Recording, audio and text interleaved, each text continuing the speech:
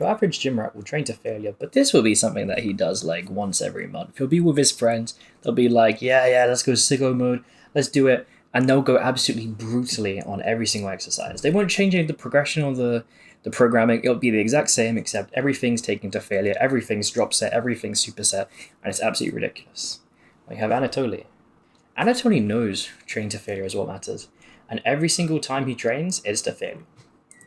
And because of that, his entire program is set up in a way which enables it. When I first started training to failure, I was admittedly a bit late to the trend, but when I first started training to failure, I got the most incredible pump, like literally skin tearing pump. And this was because, for some reason, when you don't train to failure and you're overtraining all this junk volume, what ends up happening is you get the best pump like halfway through, and then at the end it's gone because you've like overtrained your pump away. It's ridiculous. And so you start training properly, you have very slow eccentrics and you're grinding. When you start doing this, you blow up in size. There's so much blood, like you can feel every single muscle and it's full. Like there's no question of did I work it? It's not just about a soreness sensation. Like everything is literally pumped to the max. Like it's just like covered. My like shoulder area, arm area, which is where I've seen the most growth recently, covered in stretch marks. Not so much on the chest. Oh well, a bit on the back, but those get hidden. But you get the most beautiful pumps, man, the second you start training to failure. And I know this isn't the same thing as hypertrophy. It's completely different. It's just a cool thing that happens. But it's a cool thing that happens, right? Why would we not want that? But when I work out with friends, they don't push to failure. And even if you try getting your friends to push to failure, what usually happens is they think they're pushing hard and then they stop because they think they won't get the next rep. Like we've all seen this happen because we've all done it. And it's quite unfortunate. And even when they're grinding really hard, they're not doing partials. Like they're not going beyond to sort of test or even just to push themselves further.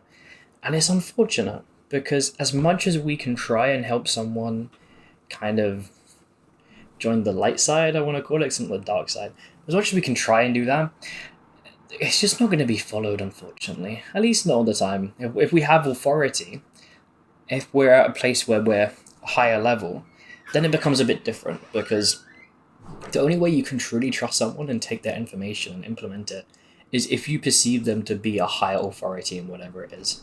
Which is why doctors can prescribe and say, look, do this, do that. But some random guy on the corner can't be like, you look a bit tired. You should start taking this and it will help.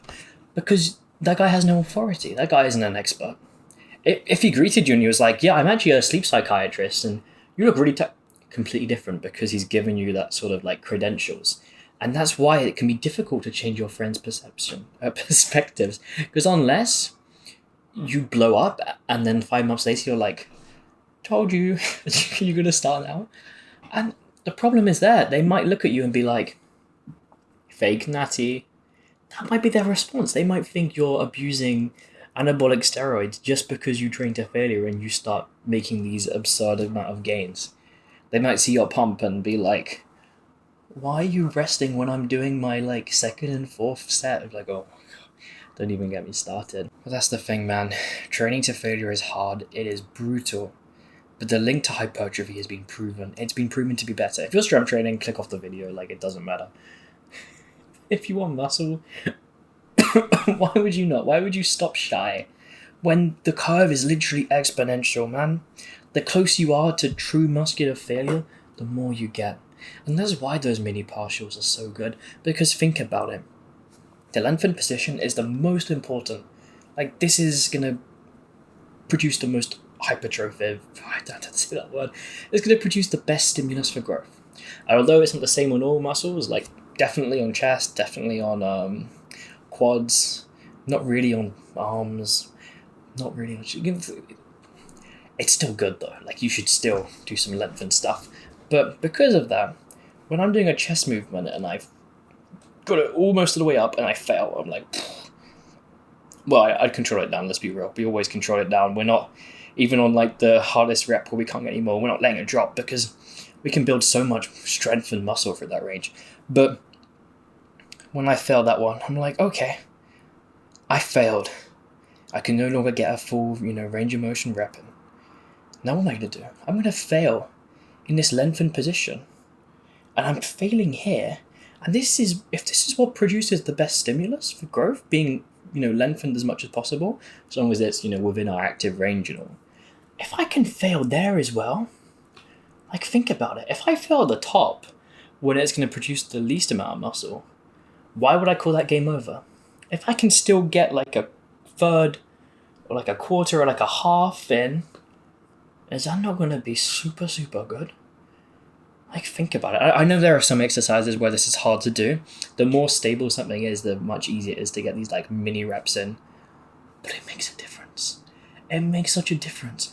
And again, control that eccentric. I mean, think about it. Let's take pull-ups. How do people learn to do pull-ups? They do eccentric pull-ups. They do pull-ups where they're just lowering and then they jump. Because it's building muscle and it's building strength through that range. Because we are stronger in the eccentric than the concentric. And so anyone who's doing that and then they're not actually taking advantage of, 50% of a movement. Imagine that. Imagine someone told you, yeah, I do stocks. Yeah, and so we have all the stats, and I cover half my monitor. It's probably useful, but I just cover half my monitor. I only look at the top half, because the top half is the better one.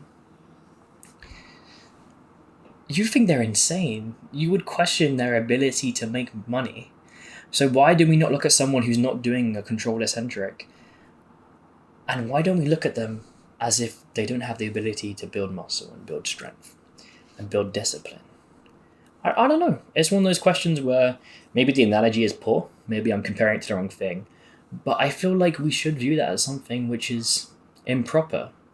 Like, I don't know. Imagine someone started bench pressing by standing up, flipping over, and then letting the bar come down, and then like going back up like a pullover sort of motion where their arms are like. Imagine that was the way they did their bench. They let gravity make it go up, and then they like return to like. What? Like, you look at them like they're doing something weird. I just described what eccentric pull-ups are and made it seem like a bad thing. And that's because we have such a skewed perception. Like, think about that. The fact that I described something which is basically the same function of what an eccentric pull-up is, jumping to be able to only perform the eccentric portion. And for eccentric pull-ups, that's fine. People were like, okay, yeah, I see that all the time. But for any other movement, if you saw someone getting help throughout the entire range just to do the eccentric super controlled, you'd think that's weird and you'd think that's wrong. And yet, people are still doing it where they're just not controlling the eccentric. So yeah, if you see any of your friends not controlling the eccentric, slap their face. If it's the last rep, really, really look at them for a second and just allow yourself to die inside. And then go back to helping them, because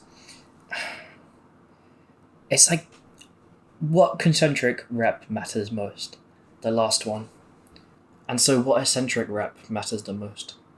The last one. Imagine that. They've got the 10th concentric rep, and that's the last one they could possibly get. But they've only got 9 out of 10 of the eccentric ones. And this is a 9 out of 10 where it's the dentists. This is 9 out of 10 where you go in a room and 9 people are like 5'2", and then one person's like 6'3". Like, that's the 9 out of 10 we're talking about here. We're talking about a huge difference between what's going on. But yeah, training to failure. It's clear. Even if you're just going to do it for the pumps, do it for the pumps. I don't care. But you have to train to failure if your goal is muscle growth. You have to. If it's strength growth, leave. Strength growth, what am I saying? Anyway, take care.